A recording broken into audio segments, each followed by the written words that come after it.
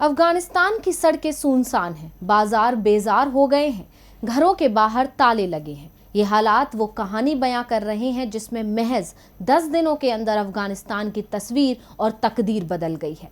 भारत से महज 1800 किलोमीटर दूर स्थित अफगानी देश में न सरकार बची है ना ही लोकतंत्र। वहां अब तालिबान का राज आ गया है, जिससे लोगों का भविष्य अंधकार में चला गया है। 20 साल पहले वहां जो स्थिति थी, कमोवेश वही फिर से नजर आ रही है। राजधानी काबुल के एयरपोर्ट पर इतनी भीड़ इकट्ठा हो गई कि भगदड़ मच गई। जो तस्वीरें, वीडियो सामने आए वह बड़े पैमाने पर फैली भयावहता को दिखाते हैं। नमस्कार, स्पेशल रिपोर्ट लेकर हाजिर हूं मैं अंशिता श्रीवास्तव आपके साथ। आज की स्पेशल रिपोर्ट में हम अफगानिस्तान में मची इस तबाही के बारे में ही चर्चा करेंगे। अफगानिस्तान में हर गुजरते दिन के साथ मुश्किलें बढ़ती जा रही हैं। एक तरफ तालिबान का कहर है, दूसरी तरफ राष्ट्रपति अशरफ गनी मुल्क छोड़कर जा चुके हैं। इस स्थिति के बीच लोगों की बेबसी उस दर्द को बयां कर रही है जिसमें वो अपने देश से पलायन को मजबूर हो रहे हैं। इस हालात पर हर कोई चिंता जता रहा है, साथ ही अमेरिका के राष्ट्रपति को जिम्मेदार ठहराया जा रहा है। लेकिन अमेरिकी राष्ट्रपति बाइडेन ने तो सारा ठीकरा केवल अशरफ गनी पर ही फोड़ दिया है। लेकिन सवाल ये पैदा होता है कि अफगानिस्तान में ऐसे हालात क्यों पैदा हो गए? कौन है इसका जिम्मेदार? क्या है तालिबानियों का इतिहास? इन सभी सवालों पर चर्चा करेंगे हम, लेकिन उससे पहले नजर डालते हैं कि अभी अफगानिस्तान में क्या चल रहा है। अफगानिस्तान में बहुत ही तनावपूर्ण हालात हैं। अफगानिस्तान में एक बार फिर तालिबान का शासन कायम हो गया है। तालिबान ने इस दिन के लिए लंबा इंतजार किया, लेकिन जैसे ही यह तय हुआ कि अमेरिका अपनी सेना अफगानिस्तान से हटाएगा, तालिबान को अपने कदम बढ़ाने में आसानी हो गई। 2 दशक बाद अफगानिस्तान में तालिबान लौट आया है। हथियारबंद लड़ाकों को राष्ट्रपति भवन में टहलते देखा जा रहा है। काबुल एयरपोर्ट का नजारा किसी रेल या बस स्टैंड जैसा दिखाई दे रहा है। हर कोई किसी भी कीमत पर अफगानिस्तान छोड़ने की कोशिश में जुटा हुआ है। भारतीय वायुसेना का विमान अफगानिस्तान में रह रहे लोगों को लेने के लिए काबुल पहुंचा और राजनयिक सुरक्षा कर्मियों सहित कुछ भारतीयों को लेकर वापस लौट आया है। भारत ने अफगानिस्तान में स्थित अपना दूतावास बंद कर दिया। अमेरिका में भी बाइडेन से सवाल पूछे जा रहे हैं। व्हाइट हाउस के सामने प्रदर्शनों की झड़ी लगी हुई है। दूसरी ओर तालिबान ने दावा किया है कि उसकी किसी से लड़ाई नहीं है और जो लड़ाई थी वो खत्म हो गई है। इस बीच भारत की अध्यक्षता में यूएनएससी की बैठक हुई, जिसमें अफगानिस्तान के हालात को लेकर चिंता जताई गई। लेकिन पाकिस्तान, रूस और चीन की ओर से संकेत अलग ही दिए जा रहे हैं। तीनों देशों के काबुल स्थित दूतावास में आम दिनों की तरह ही कामकाज चल रहा है और जल्द ही ये देश तालिबानी शासन को मान्यता भी दे सकते हैं। चीन की ओर से तो इसके स्पष्ट संकेत भी मिलने लगे हैं। चीन ने कहा कि वो अफगानिस्तान से मित्रता के संबंध बनाए रखना चाहता है। लोग सामान लिए पैदल ही बढ़ते चले जा रहे हैं। एयरपोर्ट जाने वाले रास्तों पर कतारें ही कतारें हैं। दुकानें बंद हैं।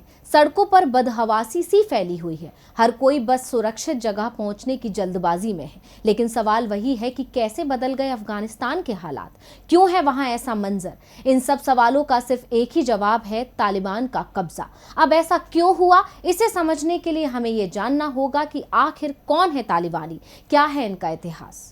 तालिबान का पश्तो में मतलब होता है छात्र। पहली बार इसका नाम 1990 के दशक में सामने आया। 90 के दशक की शुरुआत में जब सोवियत संघ अफगानिस्तान से अपने सैनिकों को वापस बुला रहा था, उसी दौर में तालिबान भी उभर रहा था। ये वो समय था जब सोवियत संघ की सेनाओं ने अफगानिस्तान में लंबे समय तक कब्जा रखा और अमेरिका की मदद से पाकिस्तान की ट्रेनिंग पाए मुजाहिदीनों से सोवियत सेना लड़ती रही। लेकिन जब सोवियत यूनियन की फौज वापस लौटी तो इन्हीं मुजाहिदीनों ने अफगानिस्तान पर कब्जा कर लिया।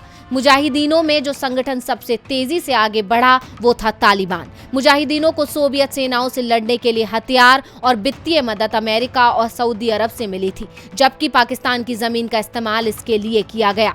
इस दौरान पाकिस्तान अमेरिकी खुफिया एजेंसियों का स्टेशन हुआ करता था। माना जाता है कि पश्तो आंदोलन पहले धार्मिक मदरसों में उभरा और इसके लिए सऊदी अरब ने फंडिंग की।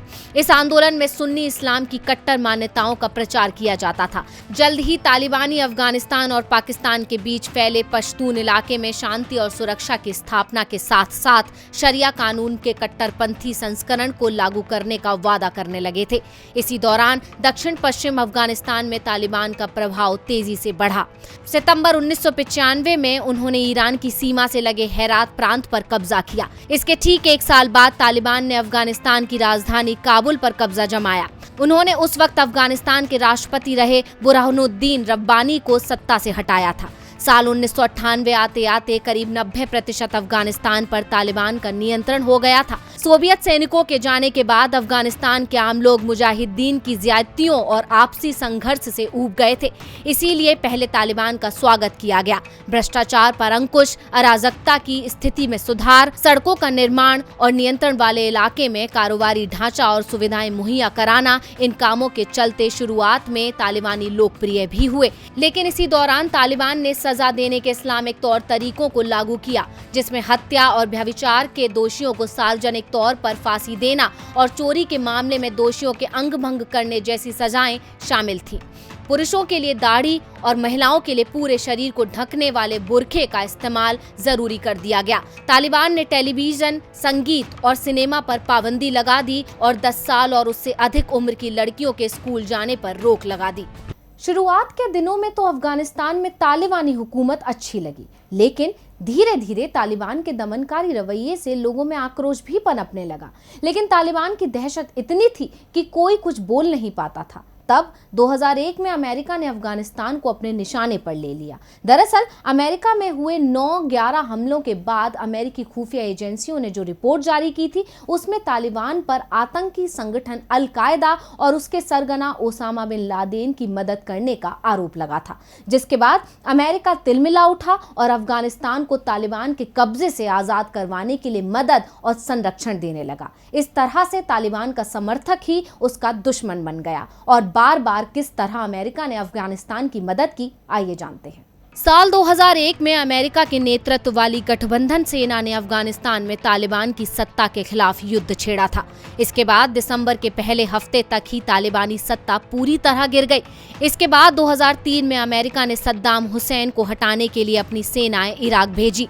अफगानिस्तान से बड़ी संख्या में अमेरिकी सैनिक इराक रवाना हुए। साल 2009 में अफगानिस्तान में तालिबान के बढ़ते प्रभाव को रोकने के लिए अमेरिकी राष्ट्रपति बराक ओबामा ने नई नीति का ऐलान किया। सीमाई इलाकों पर आतंकवाद को रोकने के लिए पाकिस्तान से ज्यादा सहयोग करने की मांग की। दिसंबर में अमेरिका ने 68,000 सैनिकों के अलावा 30,000 सैनिक अफगानिस्तान भेजे।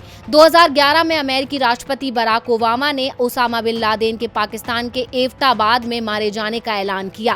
अमेरिकी सैनिकों और CIA जासूसों की टीम ने हमले को अंजाम दिया। इसी के 1 महीने बाद ओबामा ने अफगानिस्तान में सेना कम करने के निर्देश दिए और 2014 में ओबामा ने 2016 के अंत तक अफगानिस्तान से पूरी सेना वापस बुलाने का ऐलान किया।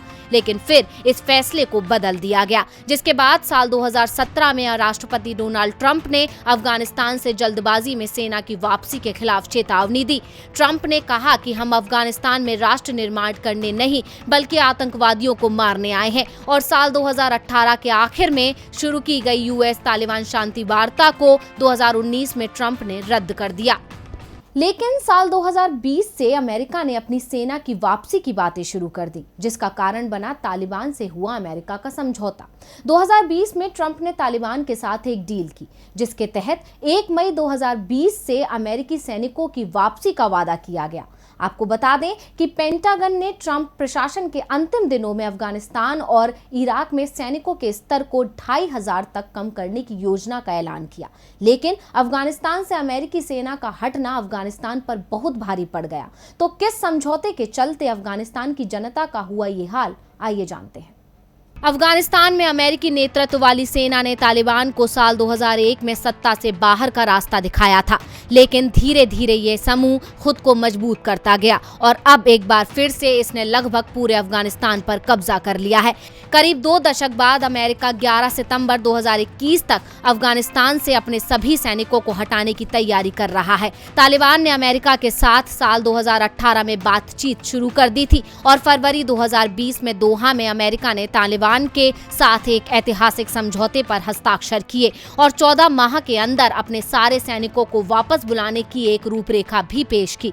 दोहा के एक आलीशान होटल में तालिबान के वार्ताकार मुल्ला बिरादर ने समझौते पर हस्ताक्षर किए। वहीं दूसरी ओर से अमेरिका के वार्ताकार जलमे खलीलजाद ने हस्ताक्षर किए। इसके बाद दोनों ने हाथ मिलाए। इस दौरान होटल के कॉन्फ्रेंस कक्ष में लोगों ने अल्लाहू अकबर के नारे लगाए। यह समझौता अमेरिका के विदेश मंत्री माइक पोम्पियो की देखरेख में हुआ। उन्होंने अल-कायदा से संबंध समाप्त करने की प्रतिबद्धता भी तालिबान को याद दिलाई। समझौता होने के पहले अमेरिका के राष्ट्रपति डोनाल्ड ट्रंप ने अफगानिस्तान के लोगों को नए भविष्य के लिए बदलाव को अपनाने की अपील की थी। साथ ही ये कहा गया कि अगर तालिबान समझौते का पालन करेगा तो अमेरिका और उसके सहयोगी देश अफगानिस्तान से 14 महीने में ही अपनी सेना को वापस बुला लेंगे। उस वक्त अफगानिस्तान में अमेरिका के करीब 13,000 सैनिक थे।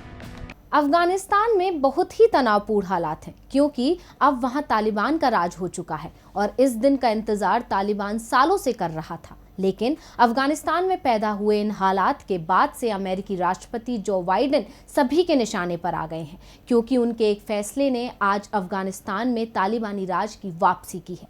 लेकिन सोचने वाली बात यह है कि लोग अमेरिकी राष्ट्रपति पर इस तरह का आरोप क्यों लगा रहे हैं, जबकि ये सब तो पहले से ही निश्चित था।